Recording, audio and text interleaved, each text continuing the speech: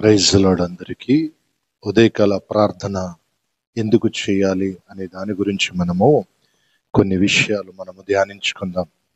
పరిశుద్ధ గ్రంథములో కీర్తన గ్రంథం 4:3 యెహోవా తన భక్తులు తనకు ఏర్పరచుకున్నాడని తెలుసుకునుడి, నేను యెహోవాకు మొరపెట్టగా ఆయన ఆలకించెను అనుంది. కీర్తన 4:3 సిద్ధపాటు జీవితం కలిగి ఉండుట కొరకు మనం ఉదయకాల ప్రార్థన చేయాలి. సిద్ధపాటు జీవితం కలిగి ఉండుట కొరకు దేవుడు మనల్ని ఏర్పరచుకున్నాడు.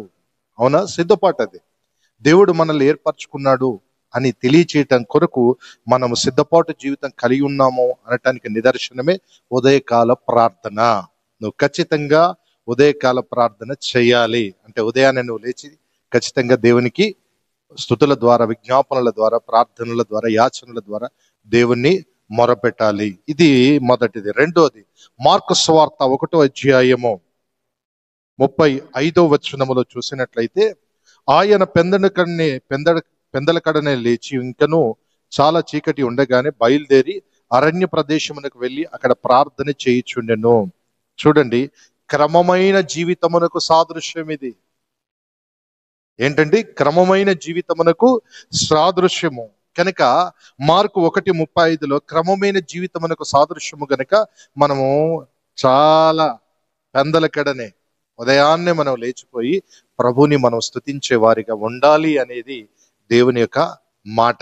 మూడవది, కీర్తన గ్రంథం 19:14 దేవుని దృష్టికి అంగీకారంగా బ్రతుకుట కొరకు మనం చేయాల ఉదయకాల ప్రార్థన. అందుకే చూడండి, మీరు 14 కీర్తన 19:14 యెహోవా నా ఆశ్రయదుర్గమా, నా విమోచకుడు, నా నోటి మాటలు, నా హృదయ ధ్యానమును నీ దృష్టికి అంగీకారములగునుగాక. ఇది దేనికి సాదృశ్యము? దేవుని దృష్టికి అంగీకారంగా బ్రతుకుటకు సాదృశ్యము ఈ ఉదయకాల ప్రార్థన. చివరిగా కీర్తన గ్రంథం 91:5 భయము నుండి విడుదల కొరకు ప్రార్థన. భయము నుండి విడుదల కొరకు ప్రార్థన అనగా నీ ఉదయకాల ప్రార్థనలో ఎందుకు చేయాలి అని అంటే, మొదటిగా సిద్ధపాటు జీవితం కలిగి ఉండుట కొరకు చేయాలా.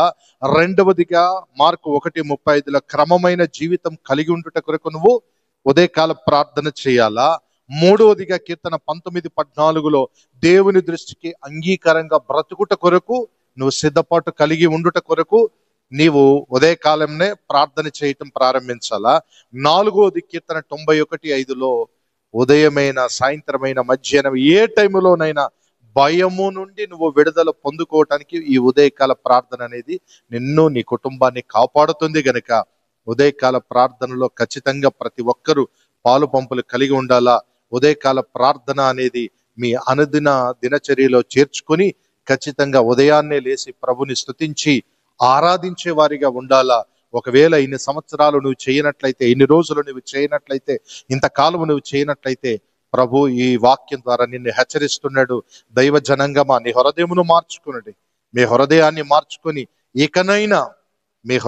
మార్చుకొని ఇకనైనా మీరు ఉదయకాల ప్రార్థన ఖచ్చితంగా మీరు చేయువారుగా ఉందురుగాక. Amen, amen.